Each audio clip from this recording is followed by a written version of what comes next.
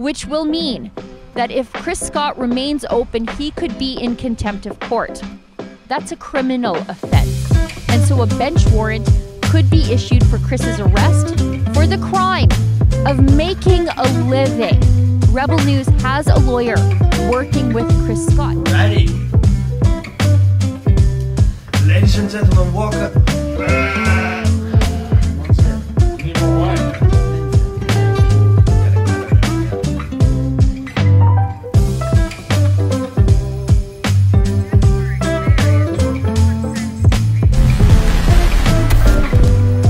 Well, good evening, everybody. It's Chris and Jasper from the Whistle Stop Cafe in Alberta, and we are in Johannesburg, South Africa.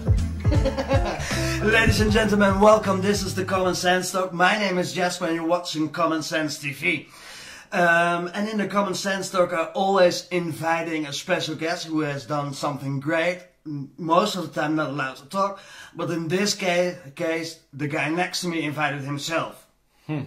Yeah. So let's introduce him, and he's all the way over from Canada. Chris, give me a hand. Welcome to the Common Sense Studio. Thank you very much. And in this is just a regular talk because we want to know everything what you have been doing. Why you're sitting here is because everybody needs to know it. In Canada, you're quite famous, I guess. Infamous is more the word. Yeah. Okay. Normally we're doing this in Dutch, but because your Dutch is not that great, my English is... I only know one phrase in Dutch, and it's dirty. Maybe later on then. Just as I told you, we're always inviting a guest who needs to talk, and that's why Chris is in the Common Sense Studio. Chris is from Canada. He has his own restaurant. As we know, in Holland, we had the same measurements by the government. And that period, in Canada, there was a trucker convoy, and Chris made some live streams from that convoy, and there are things all happening around it. So, first of all, it's Christmas, Chris. Let's have a toast. Ah, I did it right this time. Merry Christmas. Merry Christmas. Merry Christmas to you all, people. Oh yeah, yeah. You're in Europe now, so you should drink wine. I'm doing my best. So Chris, tell me what's been happening. How did you came in middle of center of the picture? How started it? Well, it's a long story, but I'll make it short. So I spent 20 years of my life, from 2000 till like 2019-ish, in the energy industry. I worked developing Alberta's oil and gas. I worked overseas in Colombia, kind of doing the same thing. And as you know, the energy industry has been under attack for years. Right? It's probably the #1 target on the climate agenda. And fossil fuels. Yeah, fossil fuels. Yeah, not even fossil fuels, but hydrocarbons. So I went through periods where I was really prosperous, and then I was broke, and I was really prosperous and broke, and it was mostly to do with government policy. And at this time, it was just about money. So I kind of like figured, well, it is what it is. We just have to prepare for the bad times and be happy for the good times. So it got to the point where I decided, you know what, I'm out of this. I don't want to deal with this anymore. My industry's under attack. I'm going to find something else to do. So I thought I'll have more time with my family if I buy a restaurant. Okay. Yeah, and that was not accurate. That's not how that works. So I bought a restaurant with a gas station and a convenience store and an RV park all in one, and that was my new thing. And where is that? That's in a little town called Mirror, Alberta, and I bought that in July 9th, 2019. Okay. Yeah. So that's a bit, I know the story already, but that's a bit before the COVID measures came in. Yeah. And the same thing in Holland, the restaurants were really screwed up by the government. They had to close up. How was that in Canada? No, it was the same, like in Canada, I don't know what the statistics are here, but only 30% of restaurants in Canada make it past their third year. 30%, that's it. It's a hard industry. There's not a lot of money, and you got to work really hard. So I worked 6 months in this industry, of which I was new at, and then the government told me that I had to close my doors. I couldn't allow my customers to come eat. And at that time, I was kind of like, freaked out. Yeah. Because we saw pictures of people falling dead in the street in China. the government was saying how this was going to kill everybody, and I was like, ooh, wow, this is kind of freaky. So I just, this is life. I followed the rules. I did what I had to do. Faith in government. Yeah. I wore my stupid breathing barrier when I went out sometimes, not all the time. But I do want to point out that through the beginning part of this, before we really knew what was going on, before we had any historical data to look at, I wore that breathing barrier so much that there came a time when I went out and I actually felt uncomfortable not wearing it. So even me, who they call me an anti-vaxxer and an anti-masker, I'm neither of which, even I had a feeling that I was addicted to this thing that the government told me to put on my face. So that is a real thing for everybody, not just the people that we see today that are wearing. You feel naked when you didn't wear it. You feel naked and you're uncomfortable, and yeah, it was a really weird feeling. And kind of it was at that point where I ditched that thing because I knew that was a problem. Okay. Right? If I don't feel like a human being because I don't have something covering my face, that's a problem, and I need to deal with it. So I dealt with it. So anyway, for the first year, we were open and closed, probably same as in Holland. And it seemed very arbitrary. We weren't seeing things happen. The China videos were turned out to be a hoax. And we kind of had a picture of what this pandemic looked like, and it wasn't what the government said. Very apparent. As a matter of fact... As in numbers who came up in hospitals, yes. the whole deal. Okay. Yeah, and in addition, we kept on catching the government in lies about coronavirus. One of them was... They were talking about how the first child died from COVID. Yeah. And the news was all over it, and it was a big story and pulled people's heartstrings. And then I saw the boy's, he was a 14-year-old boy, I saw his sister post on Facebook saying, no, he had a brain tumor. Oh. Our government used a family's tragedy and framed it in such a manner so that people would believe what they were saying. So, and everything with that story and everything that you recognized and didn't came out as I told, there was a switch, or how do I see that?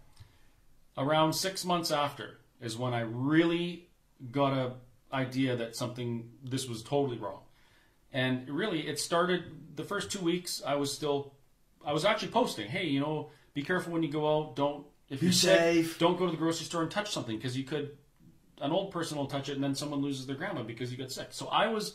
Falling in the propaganda. Yeah. Well, I was believing what I was seeing around me at the time. I was a product of my environment. But as time went on, we got more and more information. My feelings started to change to the point where that December, I was already starting to think like, we're never doing this again. If the government locks us down, I'm not doing it. And my premier, Jason Kenney, at the time of Alberta, he went on TV and he apologized, said, we're sorry, the government should never decide which businesses are essential, which aren't. We'll never do that to you again. Okay. We're here for you. We're all in this together, blah, blah, blah. That sounds great. And I was cheering for him. You're like, yes, you ruined our lives and killed people for this many months, but thank you for doing the right thing, and it renewed my faith in government, renewed my faith in our politicians. Everything's going to be okay. Somebody's coming to save us. A week later, he went back on TV, maybe a week and a day. And he said, oh, due to the increase in numbers in ICU, blah, blah, blah, we're going to have to put restrictions on business again and closing restaurants, closing gyms. And I was just... Hell no. Flabbergasted and steaming mad because we saw that it wasn't what they said it was. Yeah. We did what they said for the 2 weeks plus almost another year. It wasn't successful, and they're telling us that we have to continue doing it. And I'm like, no, I'm not following a government into a path of destruction. So that was the red line for you. They're like, hell no, I'm not going to continue this. But, just like most people, I'm a chicken. Okay. Right? So who wants to stand up against the government? Not very many people. It's a scary thing to do. They're very powerful. They have very powerful friends, influence. They hold our lives in their hand. Every part of our life is regulated or controlled by the government. So you were hesitating to speak out? I was. I mean, at this point, I was speaking out a little bit. Okay. Kind of shyly. But I closed my restaurant, and I said to my sister and my staff, I said, if they keep this going, we're opening. Yeah. And I was at the point where I couldn't afford to do it. I would have lost my restaurant. Yeah. So this month went by, and our chief medical officer of health at the time, Dina Hinshaw, went on Facebook Live, and she said, well, the numbers are coming down, it's working, but we need another week. And I thought, oh my goodness! And I did it anyway. I stayed closed. And the week went by, and she came back on TV, and she said, oh, well, the numbers are rising, and we don't have an end in sight. Just stay tuned. We don't really know what we're going to do. And I said, no, that is bullshit. it's one thing for the government to say they have a plan, then we can choose whether or not we're going to believe them, right? It's another thing for the government to say we have no plan, we don't know what's going on, we don't know what we're doing, and we're going to continue to impact your lives in a way that kill your prosperity. I said, no, screw that. I told my staff we're opening tomorrow, we prepared. I started making social media posts, and how'd that work out? Oh my goodness. Can you imagine what it's like to be the only restaurant in a province open? I can imagine. People were driving. It was common for people to be driving 6 hours across Alberta to come support us at our restaurant. Not just because they wanted to go to a restaurant, but because they were supporting somebody standing up and speaking out against what the government was doing. Okay. Because nobody was doing it. And everybody had the same feeling from, this isn't correct. We're being screwed by our government. Yep. And there's this restaurant owner who's been, hell, I'm opening the gates, please, guests come in. Exactly. And people came in to support. They sure did. It was like opening the floodgates. People were driving 4 hours, 6 hours. Some people drove 20 hours. I from saw other provinces. helicopters came in. Helicopters were landing there, coming. 3 helicopters, 9 people coming out. Yeah, and an Massive. airplane landed on the highway to come get a hot chocolate and give a $50 tip. Man, that's heartwarming, I guess. It was amazing. So what I learned from that was, okay, well, you know, Canadians, we do have an identity. Albertans have an identity, and that identity is when somebody is standing up and doing the right thing, they're supported. People will rally behind them because that's what we do as human beings. So I started learning that at this point.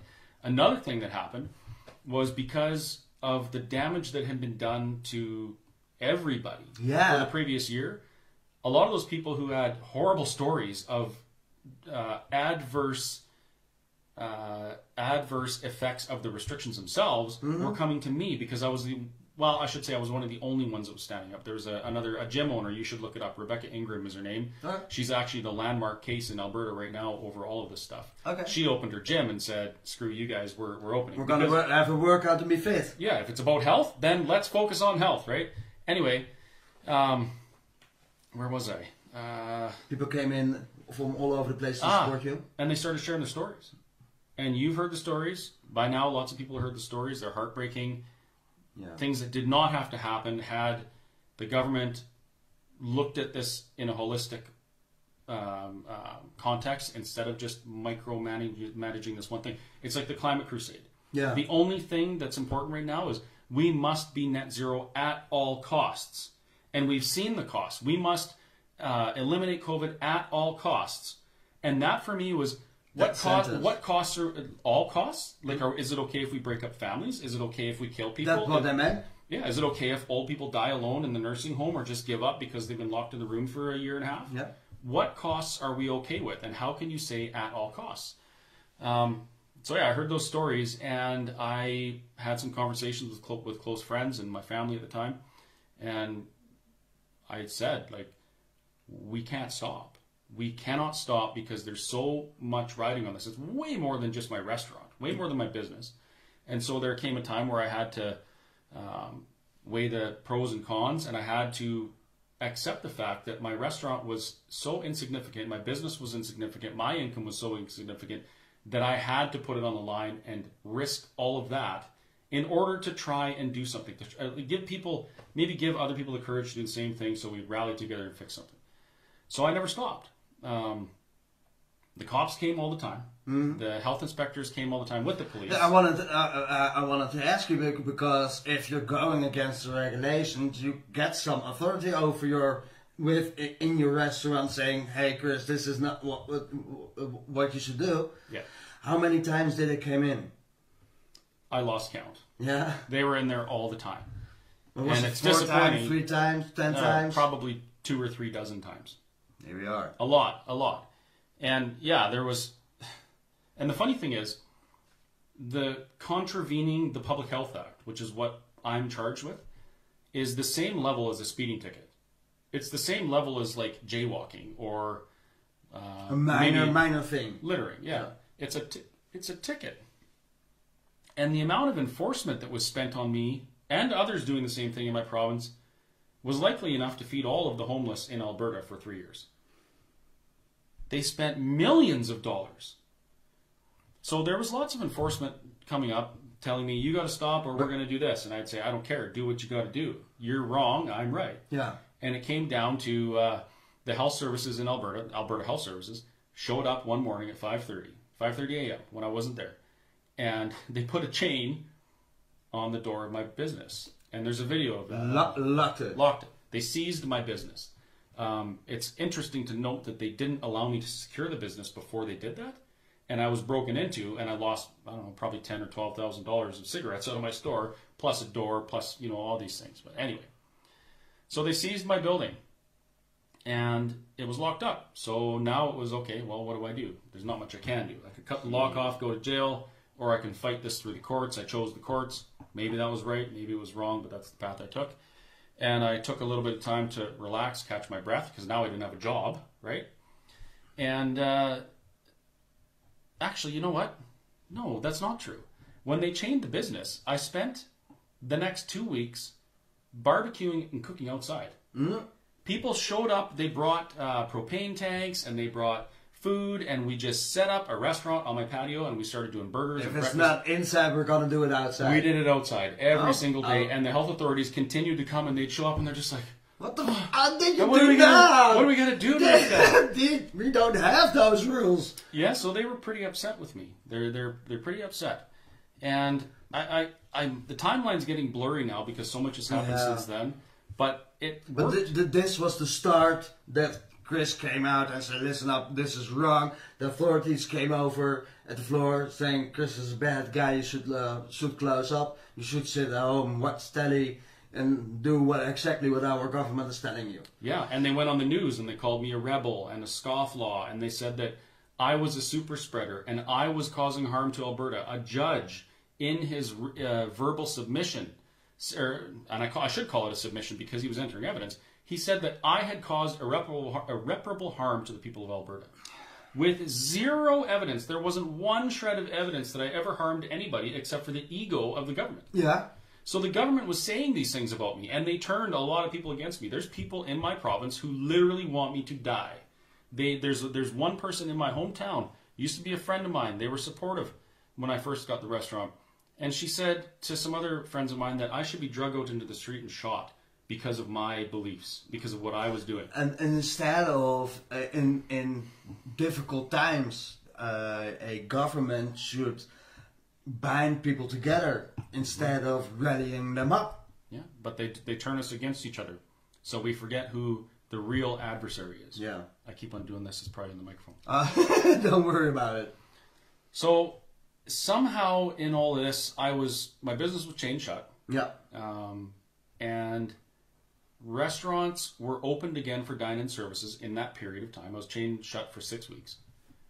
And then I think maybe they did it again. They closed restaurants again. And I said, this is horseshit. We are going to hold the biggest the biggest protest this province has ever seen. And of course it wasn't the biggest protest, but it was like a +4 degree, rainy, muddy summer So weekend. Everything against what nature can bring was against you. Was against me, yeah. Yeah. And yet, thousands of people came to that. Thousands. And the news will say hundreds. The police will say, 600. But you look on the video, my town is a town of 500 people. Mm-hmm. My business is on, I have total of, I think it's 8 acres on the highway. Yeah. And my entire parking lot was full. The grass was full. The county property to the north of my business was full. Yeah. The field across the street, there was hundreds of cars. Parking to support and going to the demo station. Yeah, lining the streets of my 500-person town. I had campers and motorhomes parked in my parking lot. Everybody was camping there because they wanted to be there and support me in this protest so I didn't get arrested. And the reason they were worried that I was going to get arrested is because after I put out that I was going to do this protest, restrictions are back on. You can't have more than 10 people outside. Gathering. Outside. Yeah. And you have to wear masks and you have to be 6 feet or whatever, right? Alberta Health Services went to a judge. And his name, you can look this guy up. He's got an interesting past. As a matter of fact, he's one of the people that helped form Alberta Health Services when they started. Yeah. His name's Associate Chief Justice John Rook.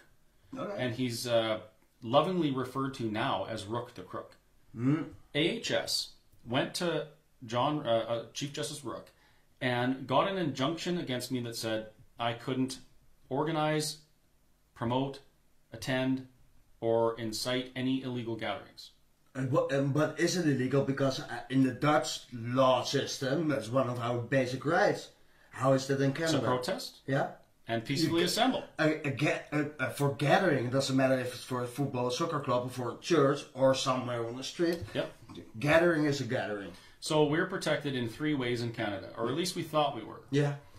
We have the right to protest, we have the right to peaceful assembly, and we have the freedom of expression. Yeah. Contrary to popular belief, there is not such a thing as freedom of speech in Canada. Okay. We have a freedom to express ourselves through speech or art or whatever.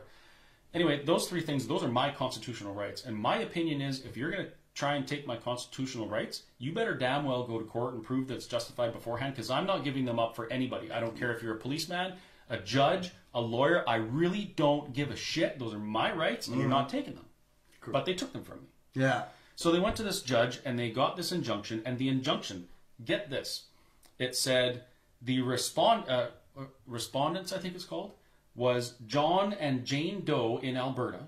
Every man, woman, and child in Alberta was named in this injunction. Everybody, 4.5 million people. Me, my company, the company that I bought the company from, Glenn Carrot, and there was a couple other names on there. But it named every person in Alberta. And AHS got that injunction without anybody representing the respondents. They told the judge that they weren't aware that I had a lawyer, or of any lawyer that I had, but they had talked to them in an email the day before. And they got an injunction. So they lied in front of a judge. They lied. That's nice. They lied saying that if they didn't get the injunction, I was going to kill everyone in Alberta, harm everyone. That was a lie. Because you were breathing. Because I was breathing. It was a lie that I didn't have a lawyer.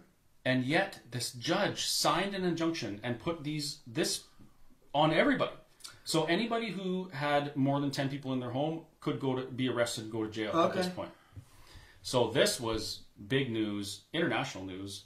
People were paying attention because now what is going on in Alberta? What happened? Yeah, with our court system. Yeah. Where is justice? How is this justice?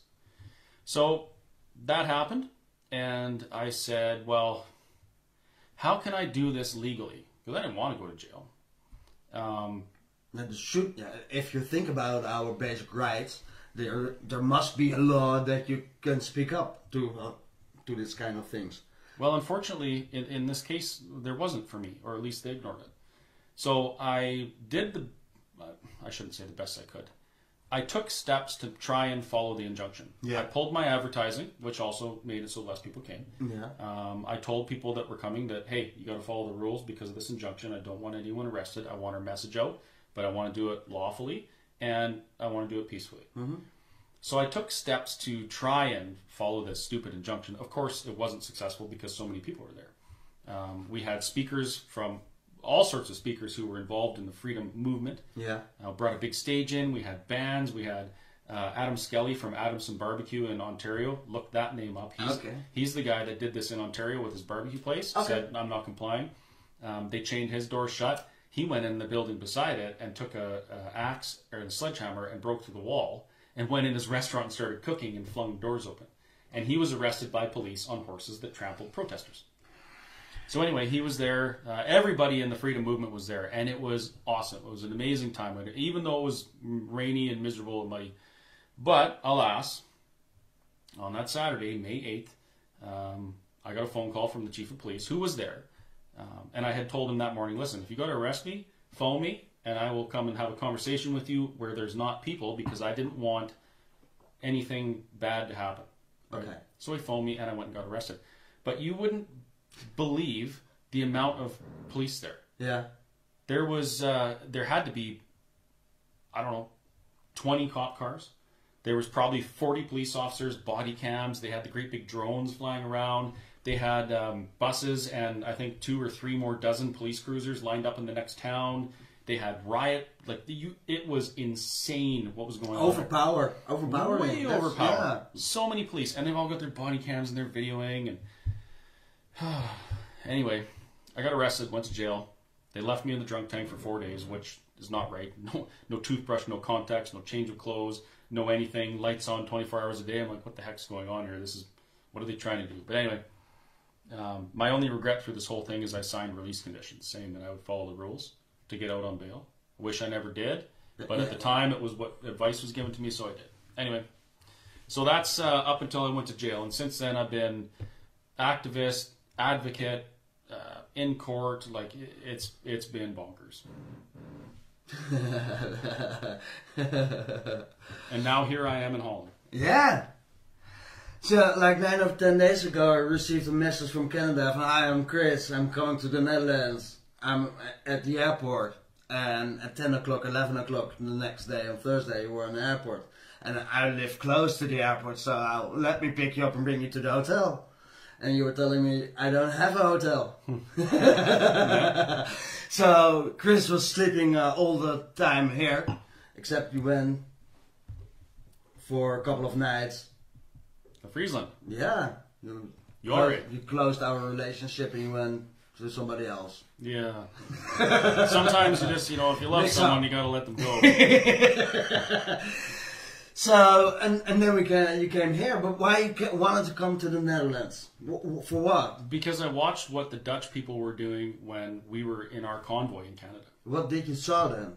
I saw Dutch people doing convoys here and on overpasses and lining highways holding Canadian flags and backing the people in Canada who are fighting for their rights. And that's always stuck with me. I was so proud of that. Like, this is across the world and people are paying attention. They know what's going on. And we're not crazy in Canada, like our Prime Minister says. We're not a small fringe minority. There's people all across this world who believe in freedom. And I saw that and it really stuck with me. And then a few weeks ago, I saw the pictures of the tractors getting flipped with excavators. And I thought, what the heck is going on?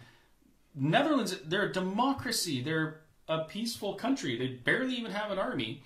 And yet these farmers are trying to stand up for their rights against this globalist agenda. And the government is flipping them over. So I thought, well, I got to go. And I just, I had no money. I somehow happened to find a $641 ticket, airplane ticket. And it was $1. Canadian dollars. $1 for the ticket, $640 in taxes and fees. That's about 500 euros a ticket. Little less than that, yeah, for something like that. But it was really cheap. Yeah. All I paid really was the taxes and fees. The people at home, they kind of did a pass the hat, and they sent me here with a few €100 in case I needed a place to stay or whatever. But I just had the attitude that I was just going to come here on faith and try and get some information and show people back home what's going on here. Because if I'm here and I'm talking to you folks here and videoing things and I'm sending that back home, it's a real person that they know, that they've met, and what's happening here, showing what's happening. It becomes real in Canada. It's not just through the news or through a Facebook post. Now it's real because I'm right here and I'm asking the questions. And I knew within the freedom movement, we're very accepting of each other. We trust each other. We love each other before we even meet each other because that's how we are. We're human beings. So I was quite confident that I would meet people who would at least point me in the right direction here, and that's exactly what's happened. And since I've been here, what I thought was happening has been, it's a fact. Right? I've learned that what's happening here is exactly what they want to do in Canada, which was another reason I came, because I know what's coming there. And how do you broadcast? Because how do you let the people know? On what platform do you do that? Oh, I just do it on Facebook. Okay. It's just Facebook. I'm on it's the Whistle Stop Cafe, and if you're looking for it, you have to look for the Whistle Stop Cafe Mirror, Alberta, because there's lots of Whistle Stop cafes. Which, by the way, I don't know if I told you this, but what that means is a small, unimportant town on a railway. That's what a whistle stop is. Okay. Back in the steam engine days, they needed to get water or coal or whatever every 9 miles or so. So they just had these little tiny towns. They were called the whistle stop, totally unimportant. That's what I am. I'm totally unimportant. And you were, maybe, but well, now I still am. In the grand scheme of things, I'm a nobody, whatever. But I'm doing everything I can to try and get information out and try and make a difference. So I hope that encourages people that you can do stuff even if you're a whistle stop, So via Facebook, you're doing live streams and explaining stuff to the people who are following you for listen up.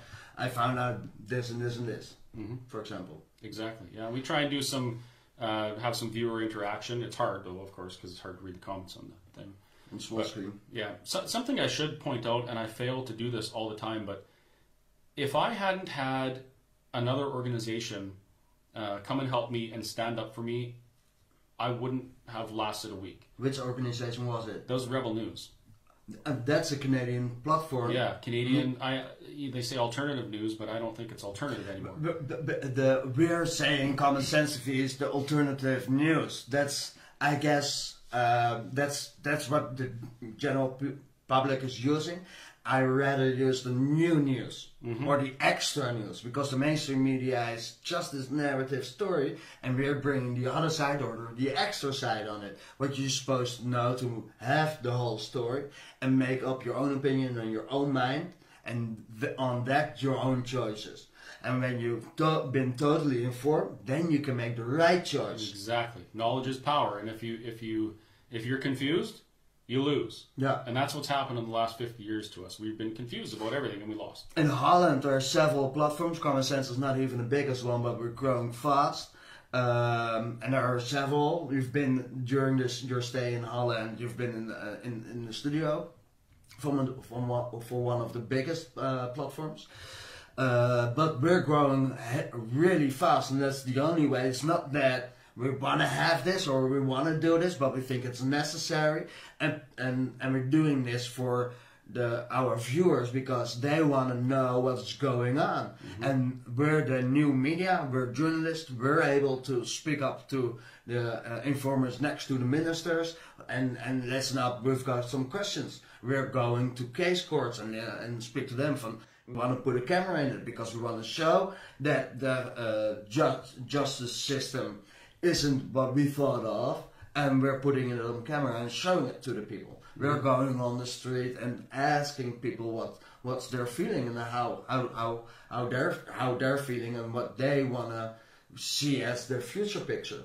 And you can do that because you're not owned by the government. No, that's the difference. It's either a state-owned or state-supported media or not. It's also the mainstream media is most of state financially supported, or with major companies like Coca-Cola or shaving companies or the big media, big tech. These companies are making commercials on that. We don't want that on our platform. We're on ourselves. And if you want to support us, you can do that via donations or buying clothes, for example. That's the way how we support. And if we're bringing the good news and we're informing you and you're happy, yeah, then it's double way in how much support we're getting and doing the right thing. How bigger we can grow, and that's our aim. Just make sure and that we're interfering in the mainstream media, taking off their viewers, make them worth nothing, and taking over. Yeah, and make them irrelevant. If they're not doing it, we're doing it. Exactly. And that's what Rebbel News is doing in Canada. And actually, they've moved to the United States, Australia. They're all over the place now. Yeah, but what was really significant is they're a group of people who believe in civil liberties. So throughout this, I mean, for as long as I've known about them, they've been helping people. So what they did is they partnered with an organization called the Democracy Fund. Okay. And they crowdfunded. And they paid all my legal fees. All my legal fees are paid. Actually, if all of my legal fees going forward are paid, they've guaranteed that to me. They've said, you put it all in line for yourself and everybody else, we are going to take care of you and make sure that all your court's done. If they didn't do that, I would have been sunk. Yeah. And that's the way it's designed. It costs so much money, but then again, how heartwarming is it that people are supporting Rebbel News via the platform and then supporting you and other people who are standing up and needs to be at court, because it's not like 10 euros or 10 Canadian dollars. This is $100,000 that you need to spend for it and more. Yeah. A regular person can't afford that. So I guess that's heartwarming. Or how do you feel about it? It is. And throughout this whole thing, like I said, the Canadian identity, the Alberta identity, the human identity is that when people need it, other people support them. They rally around them. So they crowdfunded for my legal fees. At one point, the way I was purchasing this business was I had to make payments to the previous owner, and then I was going to pay it out. So I had a lease to purchase. The authorities went after her. Yeah. And in turn, she went after me and tried to evict me. And I had two options: give up, stop doing what I was doing, and keep running the business, or keep going and figure out a way to remove that weapon from AHS. People actually crowdfunded close to $170,000 for me. Wow. And I was able to go to the landowner, the property owner, and say, here, do up a new contract. Get yourself off of this so that they can't come after you anymore. And we did that. The terms were horrible, and I almost lost the place again because it was so expensive to do that. But I did it, not caring that I might lose it, because that was the way I could go forward. So we continued taking out all the pressure points and continue your thing for freedom. Yeah. Now before that, people would ask me, "Oh, do a Give, Send, Go, do a GoFundMe. People will support you," and everyone was doing that at that time. And I refused. I wouldn't do it. And it was because it was shameful, or you want to have them bringing in, or you want down. No, not because it was shameful. Because it doesn't matter how. What's the word? It doesn't matter how right or it doesn't matter how virtuous your path is. Yeah. If you put a $5 bill between you and somebody else, and you try and deliver a message, and the message is good, and it's a real message that they need to hear, they won't hear it because all they'll see is money. And I didn't want to be one of those people that had raised a bunch of money and their messages had got lost in money. So I didn't do it, even knowing that, hey, I probably need that because this is going to be a long road. I mean, we're fighting an enemy with an infinite amount. But we're only 2 weeks, which ended up now 2 or 3 years later. Exactly. And it's still not over, which blows my mind. So people throughout this whole thing have really rallied against me. I've also seen the really depraved part of people, the evil part of people that, you know, they just, I don't know why they hate so much, but they hate.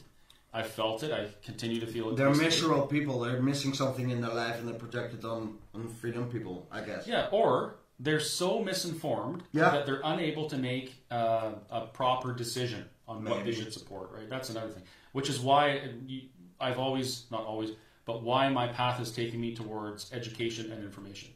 Is because the more education, the more knowledge people have, the better decisions they can make about their own futures. And that's where we're at now, and that's why like stuff like your channel in the Netherlands here is so important, and non-state news in Canada is so important, because we have to get that knowledge to people. Some people don't even know we have a problem, and yet here we are in Holland, and your farmers are. I think the number is something like up to 3,000, maybe more, farmers might lose their farms because of climate agenda policy that the government is pushing on them that they don't want. This is a problem. Correct.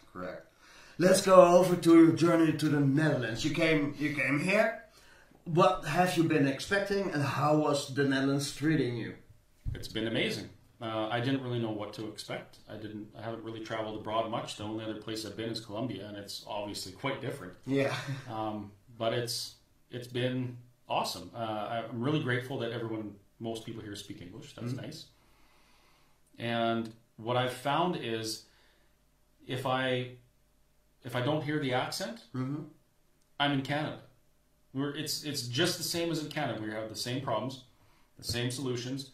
People care about the same things. Like there's really hardly any difference between our two societies, and it's because we're all human beings and we're facing the same problems. Like these problems we're facing are not from our governments. They're from external organizations that want to push an agenda on everybody, right? And we're talking, of course, about the WEF as a big hand in this. World Economic Forum, the United Nations, and the European Union, as I found. I mean, they're the ones that are facilitating and pushing this on the European countries. So really, we're in the same boat. Different country, different dialect. Exactly, different language, different food, different buildings, but at the end of the day, we're all human beings. Same story. Same story. Yeah. So where have you been in the Netherlands? Can you please? Well, people want to know. You've been here for 10 days in total. So I've been to. Oh my goodness, you're probably gonna have to help me with this. I've been to Friesland, Jare, I've been to some names that I can't even begin to hope to pronounce. I spent some time let the people at home laugh. I spent some time in The Hague, and Den Haag, and Den Bosch, and Den Bosch. Where else were we? Alberta. Yeah. We've been in Jouren. We've been in Heerenveen, Den Haag, Amsterdam, and Haarlem. And yesterday we went off to Zandvoort, to the beach. There's another one in there. Hoefgarden or something. Hoogeveen? Is that the one? Somewhere in Groningen? Yes. Up north, yeah. Yeah, up north. So I've been all over the place. We've talked to lots of people. We talked to farmers. We've talked to politicians. We've talked to a data expert, which is, I never even thought of that, but that was amazing. And we got a lot of information. And it all helps. Yeah. So you've spoken to Van Hagen, who is an opposition party leader for BVNL, from the interest of the Netherlands, if it's translated. Yeah, and that guy, for the people that are watching and are like, oh, I would never support politicians, I don't like politicians, I want to point something out. Yeah. There are people that are becoming involved in politics, and they don't have to. Like, Vibram, for what I understand, he would be totally fine. He doesn't have to do this. He's doing it because he knows something's wrong and he wants to make a change. He's an entrepreneur and he's in politics. Yeah, so he wants to change up things. Exactly. Anybody who's doing that sort of thing and they stand to lose something, but they really don't stand to gain much. And no, I'm sorry, but a politician's wage is not worth losing things for. It's not an impressive wage. Yeah. Those people need to be supported. They really, really do. Because that's how this is going to change. We can protest all we want. We can do educational campaigns. But at the end of the day, the people have to go and use their voices when they vote. Yeah. And not just when they vote. I mean, they got to get involved in municipalities. It's one way to go into the system and change it up. Yeah. It's not the only way, it's one way. And we need those guys in politics. Exactly. And the politics guys need somebody on the street to put some demonstration, hang up the flags. How many flags do you... all over the place. Yeah, the turn upside down for the sign of distress somewhere. And that's giving guys in politics some fuel to rally up. Give them the courage. Give them courage to do the right thing. Correct. You went to Van Hagen and Den Haag. You had raw herring.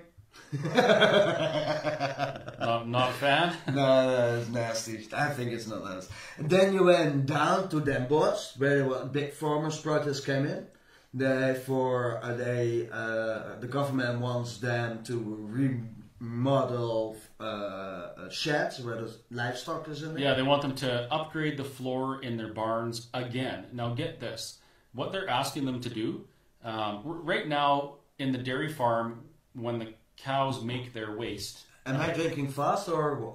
I'm just talking too much. Okay, that's it. So when the cows make their waste, i.e. shit all over the place, which is that's what cows do, the floors are graded and the waste goes down through the grates. They can wash it down into the grates so it's nice and clean. And it goes into holding tanks, and then they use this to fertilize their fields. Okay? So that's how it works right now. But all of a sudden, in the last 3 years, the European Union, at the request of the WEF, has gone on a crusade campaign against ammonia and nitrogen, of all things, or nitrates, sorry. So now the government is saying if you want to have dairy cows, you have to have floors that basically have check valves. So when the cow shits, it opens up and the waste goes down and then it closes back up like this so that the ammonia can't get out. And you have to contain the ammonia and have filter systems and all of these crazy things. Air filters, scrubs in it, but it only means more loans by the bank. It's more cost to the farmer, it's more cost to the consumer, it's more taxes to the government, yada, yada, yada. Very expensive. Most farms cannot do this. And it's even worse that they just finished upgrading their barns a few years ago. In the 1890s they had to remodel, every 10-20 years they need to remodel something on a farm because new politics come in. But now they're weaponized in it just to strangle farmers and just give up, leave the farm where they've been raised up a third, fifth, sixth generation. Just leave, pack your things, sign a contract, don't farm anymore. It seems like it will never be good enough unless they talk about we have to reduce CO2 impact and ammonia impact, nitrate impact. I don't believe that's the case. I think it's never going to be good enough until we reduce human impact. Period. Yeah. Now, I've learned that the plan for these farms, if the farmers can't afford it, the government has a 29 billion euro bailout fund.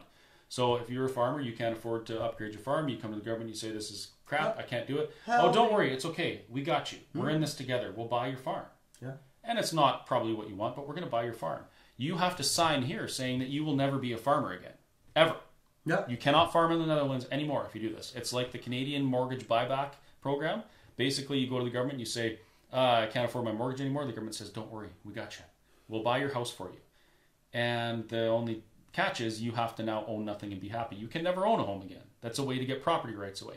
Now, what the government here wants to do with the farmland, I've heard some of it is set aside for corporate farming. Huge corporate farms. And I can only imagine who's going to own these farms. I've heard Bill Gates has been buying farmland in the Netherlands as well as the United States and other countries across the world. That's a whole nother can of worms. We're not going to open it. But 1/3 of the land in the Netherlands is owned by farmers. So if they want to expand the citizen sites, how they want to do it is a different story maybe. But they need land to build houses or flats or industrial areas to maintain it. So, and that's, I look at it as ground reserves. Maybe it's not they're going to use for now for houses or for roads or whatever they want to build, but at least they have it already. If they need it, they can use it, or selling it for more money. But there's another side to it. It's not just that they want to move farmers off their farms and have big corporate farms. They also have a plan, and this is from the European Union. Now, I hope I get this number right, but they said that you need to reduce farms by 70 to 80%. It depends on what kind of area they are, but they need to reduce 95%. I always explain it like, listen up, on the end of the month, if you're working for a boss, you're getting your salary. And that's 100%. Imagine if you're not getting 100%, but 5% of that salary. And that's with 5%. You're talking about the ammonia.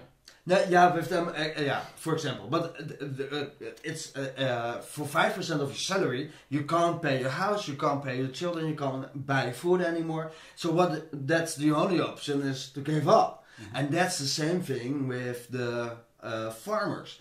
If they're polluting, if we're talking in their sentences, 100%, and then and it's up to 95% production of reducing it. Which is on an island where there's no farms. No, but it is more. It's on an island as well, but there are several locations as well. So if you need to reduce 59% of the nitrogen, it compares with if your livestock is 100%, you only have 100 cows, for example.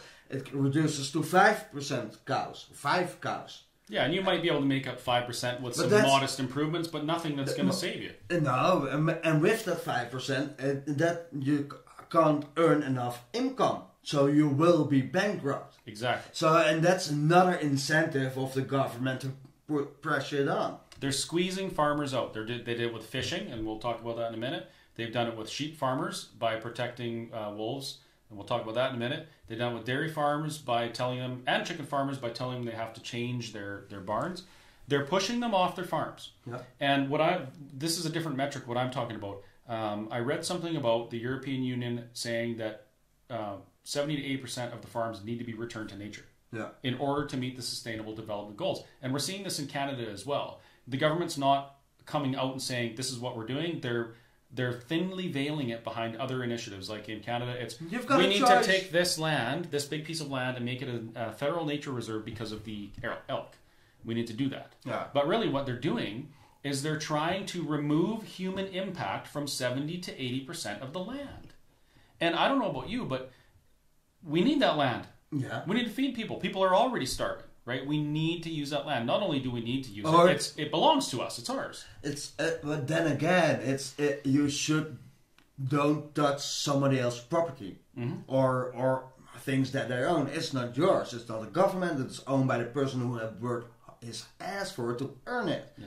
And then the government is coming in and they're saying it's like a casino. Now your money is us from us. Bye bye. Well, one of the unsustainable aspects of society, according to the United Nations and WF, is personal property, private property. That is unsustainable.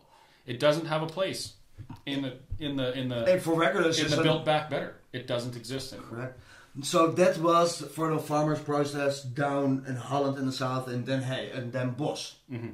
What have you been doing more? We've been in Alkmaar to a freedom demonstration. We've been drinking in Amsterdam and Haarlem. Yeah, not too much though. Just a little bit. We're old. I mean, Hello, speak for yourself. Yeah, I'm old. Look how slow I'm drinking my wine. Yeah, or I'm thirsty. Yeah, probably. Well, I'm talking more. Okay. What else have I do? I talked to a sheep farmer. Yeah. And the reason I did that is because he is also affected by bad government policy. Government is telling him that a wolf that used to be in the Netherlands, which was ejected, expelled from the Netherlands so that the people could farm, which was what we had to do. Yeah. We didn't have any wolves left over, and now they're bringing them back. Yeah, and that wolf is more important than the farmer and his family and his farm. That wolf is more important. Protect nature. And this goes back to at all costs. We need to repopulate these wolves at all costs. Well, what's the cost? Is it a few lambs? Is it a few sheep? Is it a child? Is it farms being shut down because they can't manage the wolf anymore? They don't care. They don't care. There's a reason why we master the environment and the climate we live in the way we do as human beings, because that's how we survive. It hurts them back. I'm not sure I've been told you that, but Angela van der Leyen, the unelected European boss, has two tiny horses, and they've been killed by wolves. Oh yeah. So their own, it's horrible, of course, but their own policy will hurt them as well. It will. So it's hurtful. It's painful to see a sheep farmer who's giving his life for his livestock, working his ass off, and then the next morning you come in your land and you see dead sheeps. Well, imagine this. Picture this. It's going to be terrible. Imagine you're a shepherd and you go out to check on your flock and you come across a murder scene. Now you're walking back to your home with 7 lambs, which is what he said. 7 lambs, 7 baby sheep, innocent, just cute and whatever. And they're half dead, shredded, ripped apart because these wolves came in and did this. Like, they didn't come to eat, they did it because they're dogs, and that's what dogs do. Have fun, go wild, exactly. Bite something. And you can't euthanize them because the government tells you that the only people that can deal with this is an organization called B12. You have to call them, they have to come there, they have to test everything, then they have to euthanize your animals, and this is after hours of them suffering, and then they go along their way. And not only that, but they don't answer your questions when you're asking what attacked my animals.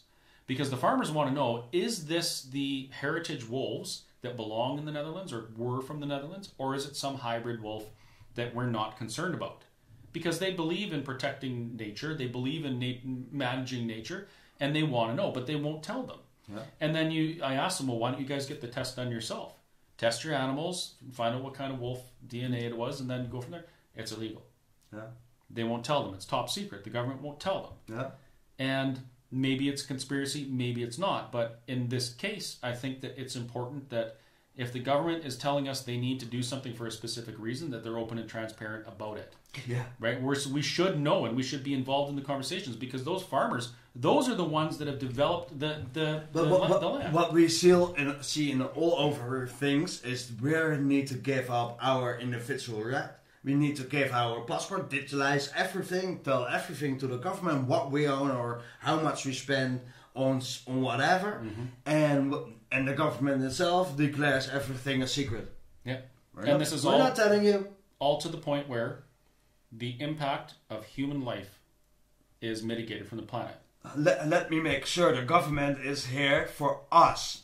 We're spending a lot of money to pay them to do the right thing, and they're working for us.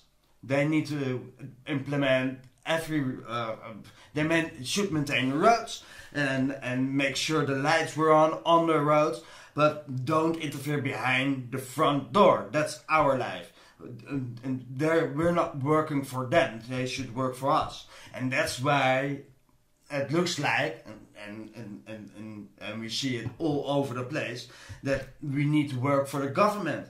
But it's not a Orwellian world. How much taxes do you pay here? I don't. You want how much taxes? On average, what do you figure people in the Netherlands pay? Depends if you work for a boss, but it's somewhere between the 40 and the 60% of your salary, and then everything is taxes: water, groceries. Yeah, they tax pay, roads. I can't believe you pay tax on your food, the basic necessities of life. On regular food is 9%. On luxury alcoholic stuff is 21%.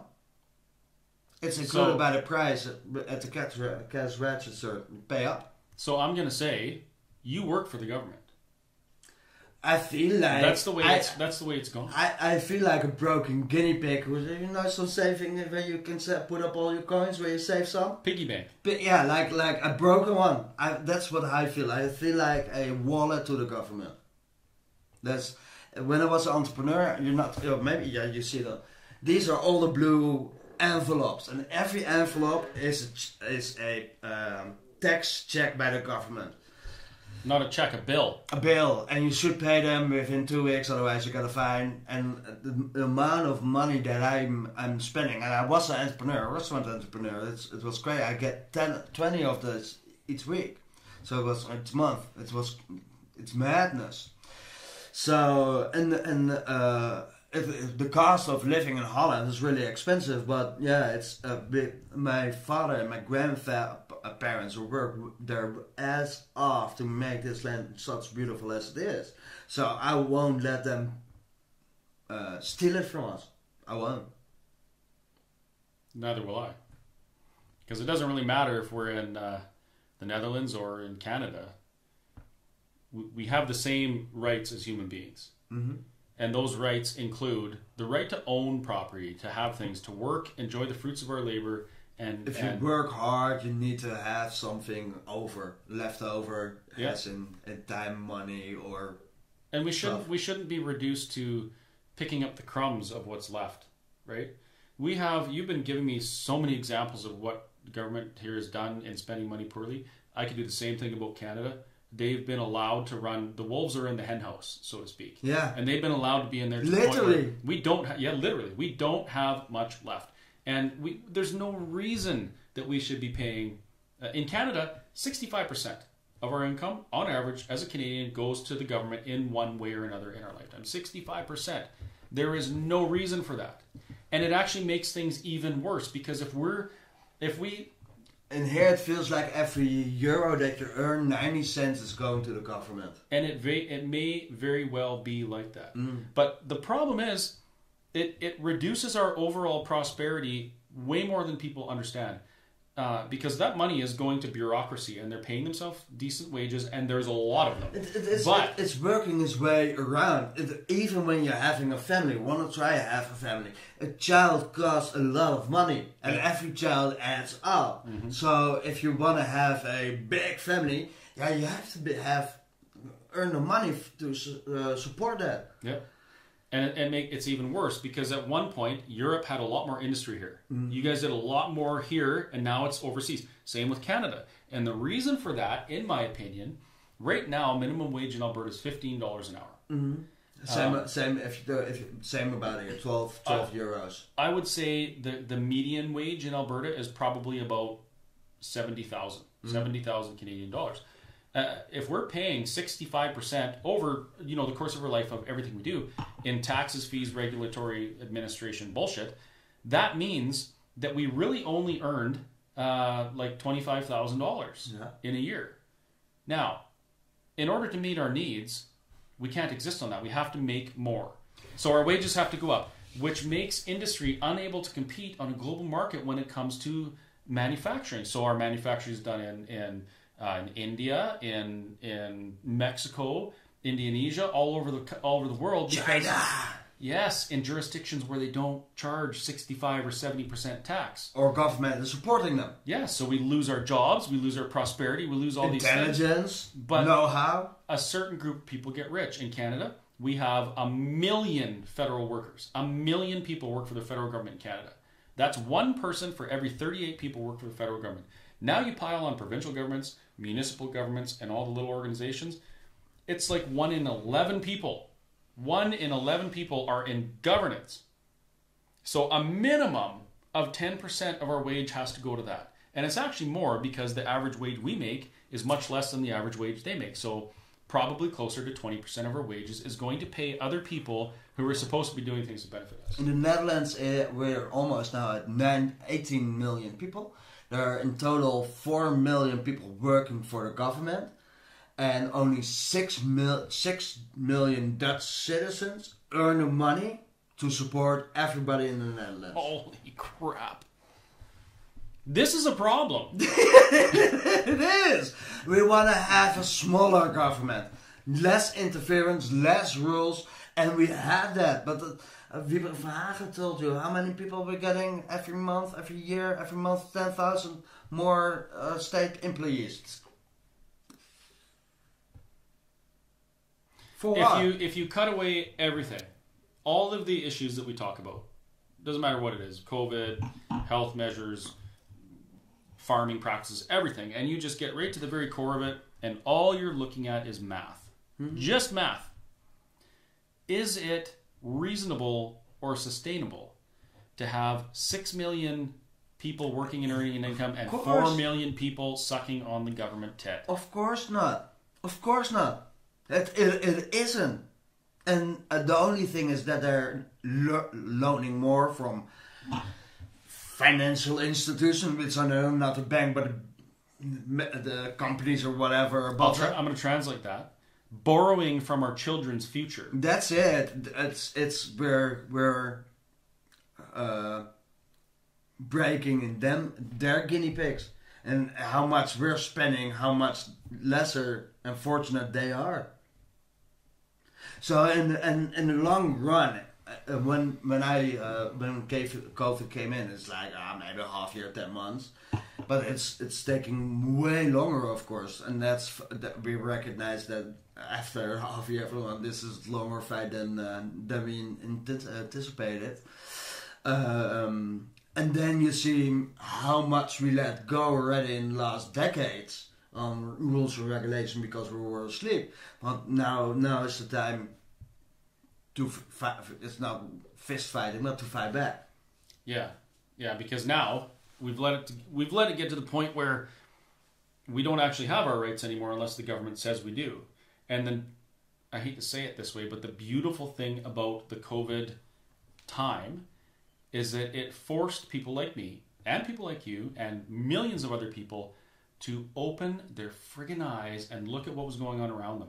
When you started to see those people in the protest getting hit with sticks and then shot and water cannons, and you're like, what the heck? We live in a free country. What are we doing? This is not China. It happens, really, yeah. And that's where the hope lies, is that as time goes on and things get crazier and crazier, more and more people open their eyes.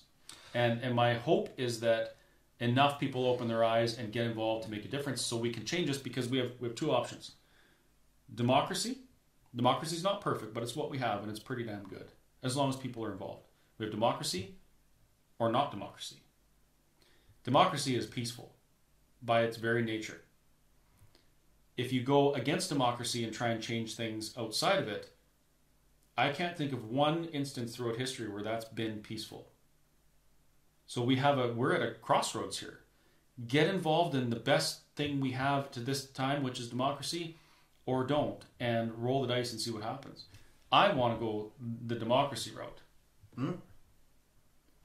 And even of course, that's the thing. Most voting counts. That's what I'm aiming. And I'd rather have my opinions and my ideas, but if I'm the only one, who am I to judge for somebody else? Exactly. But if there are more, we're happy to join it. But that's the whole aim and whole game that common sense is growing on in all the other alternative platforms, is to inform the people and make the right decision. And eventually, when somebody hits his head and think, my God, what's going on? We only need just the right amount of citizens and people to turn this around. Mm-hmm. And that's the only way to inform them. Let them know there's something wrong. And what's wrong, just explain. Do you know what a murder hornet is? So they're these giant, creepy space alien wasps, hornets that live in Asia. They'll go in a beehive. Yeah. And they used to go in a beehive and they would annihilate all of them. They would rip the bees to shreds, eat them all, whatever. It was just, I mean, it was like a horror movie. Yeah. And it was just a small minority that did that. It was 1 or 2 of those murder hornets in a beehive of hundreds or maybe thousands of bees. But at one point, the bees realized that if they communicated to each other, they were the majority and they could take control of the situation. And so they did. And this is one thing. The murder hornet. Set is falling down. This is one of those cases where we literally watched an animal or an insect change their behavior. Yeah. Right in front of our eyes, and they work together, and they actually just vibrate, and they release pheromones to tell all the other ones to vibrate. They get involved, they do their part, and they make their hive so hot that the murder hornet boils to death in the beehive, and they win. And that's where we're at. We can either continue to let the minority global elitist come in and murder us from the inside, or we can get together and work together and change it. Yeah. I don't think we should boil them, though. No, probably not. Doesn't sound as a really nice soup. Dumb soup. No. The only I hope it will be peaceful, and that's what we're always aiming at. I hope it will be peaceful, and I hope the government will let us be peaceful.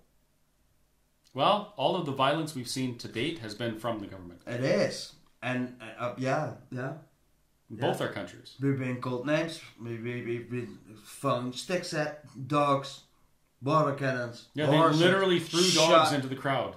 And but it doesn't matter. Sometimes it doesn't matter. It's not only in the Netherlands. It happens in Canada. It happens in Australia. It happens in Germany. It happens in Austria. It happens in Spain. It happens in places we don't expect it to happen. In democracies, Commonwealth countries, it happens. It shouldn't happen. We expect it to happen in countries like China, but then my prime minister says that he admires China's basic dictatorship and how they can go and beat their citizens with sticks and force them to be compliant and impose environmental social governance so that they have to follow the rules to exist in society. He admires that. Yeah, sometimes people are really mentally ill. They need to go to a shrink, at least. Yeah, he does need to go to a shrink. Carrie and I would say he's a dink. And that means what's a dick. You can just say it in Holland. How do you say it? But maybe not from the YouTube translation. Who is he? A dick. Well, so we went to allemaal to a freedom protest. Then we drove all the way up to Jouren. There was a Christmas farmer truck and a parade. Yeah. We watched that.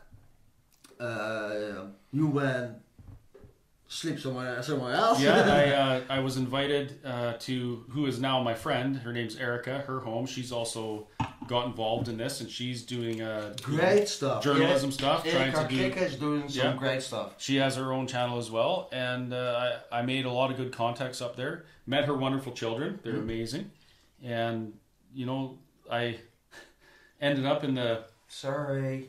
That's okay. I ended up in the Grand Central Freedom Station. Yeah. At one point, that was pretty cool.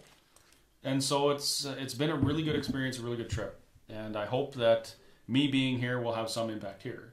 And what I'm bringing home will have some impact at home. Because, when you're fighting on two fronts, it's much easier. And if we watch what each other's doing, we see our failures and we see our successes and we can adjust our... The one thing I was happy to invite Chris is because our Dutch government doesn't like platform or media or attention from outside the Netherlands. Good luck. So, we need to tease our government a bit and keep them awake so don't fuck up and screw up. So, cheers on that. Cheers. On more freedom. Then we went to a secret location in where the guy was. Grand Freedom Central. Here we are. Yep. What's that? Oh, that was pretty cool. It was, huh? Pamphlets and newspapers and literature and all sorts of things. You see the flyer? Maybe you see the flyer hanging from the Great Reset. This one here too. Yeah, he's that one here too. Just show them. Yeah. The gezond verstand is printing out magazines and flyers and stuff. And he's getting people in and informing them. Educating people. Educate but that's what we need. We need people in politics. We need people on the street to demonstrate and inform. We need new networks, new news networks, alternative news or the other news. And we need people who are financing. Yeah, that's one of the most difficult ones, and it should be the easiest. If you don't have enough money, I can imagine you can't afford to donate. But well, the reason I say that is because some people, we each have our part to play. Right? In Alberta, there are 2,000 people who could literally, and these are individuals or corporations, who could write a check for $1 million. Yeah. And that $1 million wouldn't even be missed. It would be considered a rounding error on a tax return. That's how much money they have. There's so much money.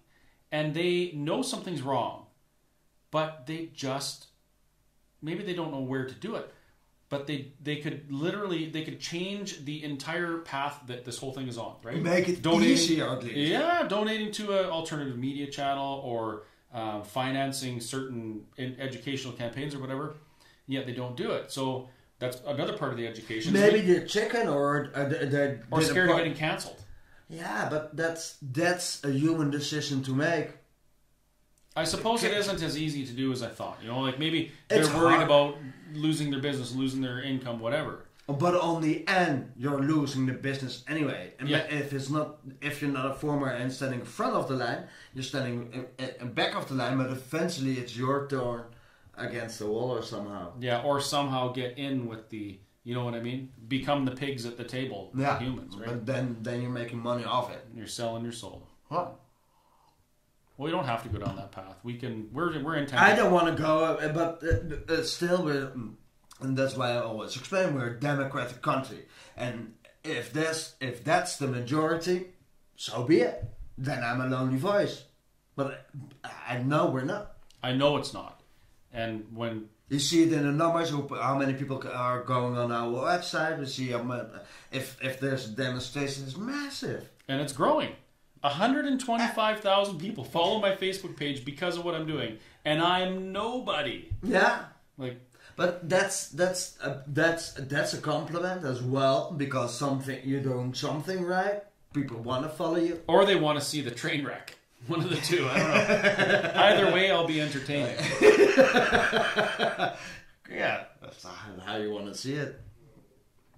Is there something that you want to point out? Like you said, this is something that I saw in the Netherlands, and I wanted to say something to the Canadians, or vice versa. Well, to Canadians, I would say pay attention. As a Canadian, I've watched things happen in Europe over the course of my life, and I've thought, what the heck are they doing? This is going to be horrible. They're going to be in pain next year or the year after, whatever. Terrible policies. Why would they do this? Oh, well, okay, well, I guess they're doing that. And time goes on and we see it happen. We see people can't afford to heat their homes, they can't drive their cars, they're paying way too much taxes, there's shortages of things. It's insane, and it should be like that. In Canada, we're a little bit behind Europe, culturally and globally. Culture, I don't understand that, but... So, well, we are. I mean, we're a little bit behind what Europeans are doing. Including politically. So if Europe is imposing a policy this year, Canada will follow suit, and they will impose that maybe in a year or two down the road. So what's happening here will come to Canada. There is no doubt, and there's hundreds of examples of that through history. So we gotta continue pushing ahead and doing what we're doing. And one of the big things I'm doing is I'm involved with a group called the Alberta Prosperity Project, and we're working on education within Alberta and saying, listen, we want to be prosperous. This is what the problem is. This is what the solution is. This is the truth that you need to hear. Will you join us? And most people join us. In the Netherlands, there's this huge freedom resistance. But the one thing that I see, and I haven't been here long enough to see it, is missing is that educational arm, a group of people that are dedicated to just bringing this message out community to community to community, right? Having a supper and sharing a message, your concerns, a plan, whatever. If that education starts happening now, because you have an election in 3 months, Yeah. If that happens... Province elections. Yeah, if that happens now, you have an opportunity to take over those institutions that are now your tyrants. Yeah. And educate people as to why they need to get involved, get good people in government, and start making changes. So that's what I would say to the people of Holland. Like, you know, do everything you can to get organized and work together towards the common goal, which is making sure that everyone has the freedom to make their own choices. And knowledge. With knowledge. Sometimes there are local groups coming together in a form, but maybe it could be better. Yeah, maybe could be. I've met some of them, and they're all awesome. They're doing wonderful things. Like, this is just fantastic. But it's got to go to everybody in Holland. Yeah. Everybody has to get this message, and they got to get it in 3 months. Yeah. Yeah, so get involved and go out and vote. That's what I'm saying. It's sometimes people are beat until they're saying, "What's the point? What's the point?" That's what I hear a lot. Like they're beaten so many times for so many years. That's saying why I should go out and vote because it doesn't make any sense for me. Like it's at least. Then my reaction is at least it's one way to change it. You're right, and I was thinking like that a few years ago as well. But what I've seen in Alberta, we got together, we unified, we started education, we started on two fronts: how to be a prosperous Alberta and how to work with politics. Groups formed and they did that, and they traveled all across Alberta and brought this message out. We fired our premier, the leader of Alberta. Replace the premier with a freedom-minded premier who I've had the opportunity to have supper with. She's a good lady. We got rid of a whole bunch of the provincial board of directors within the political party and replaced them with freedom-minded individuals. Mm-hmm. We've changed policy. We've got groups together who are going to every political meeting and taking over, literally taking over and installing good people so that when it comes time to make policies, we can make our policies. So it is working and it can work, and why I say democracy is not perfect, because it depends on people taking action, and giving up some of their time and being involved.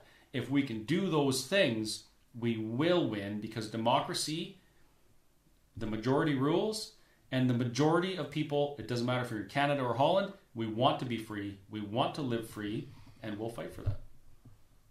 Yeah, 100%. That's what I think as well. So what would you say to the people in Canada? Okay, really good question. Just continue to find up, support people in politics, support alternative platforms, support protest leaders and go to the demonstration. Send out emails to government employees that they're doing something wrong or they're doing something great. Just let them know that you're supporting them.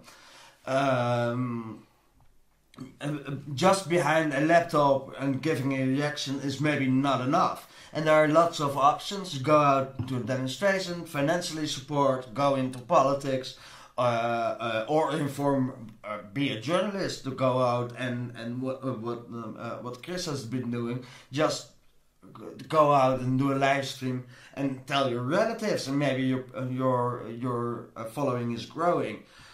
But do something at least, just not sit back and take everything, because that's what we have seen before. I guess that's the whole deal, the whole idea. Democracy needs voices, otherwise it doesn't work. And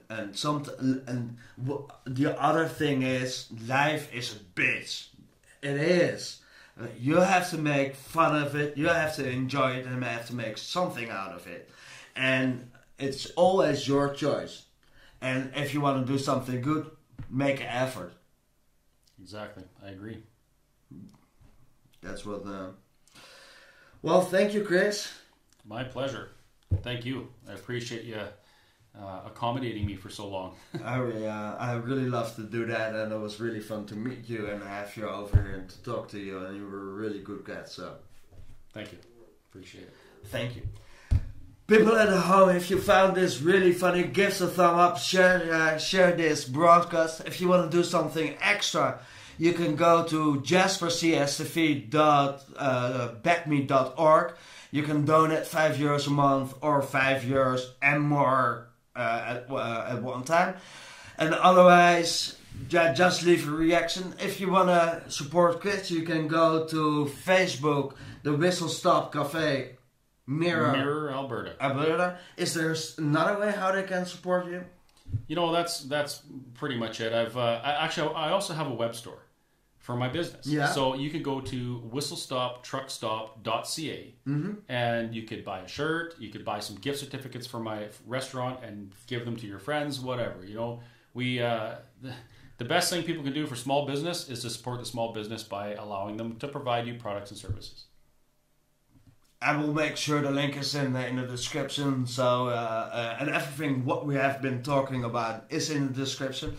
Thank you for watching this the Common Sense Talk. I'm Jasper. Thank you, Chris, for coming to the Netherlands, and I will speak to you soon next time. Enjoy Christmas and have a really good evening. Merry Christmas.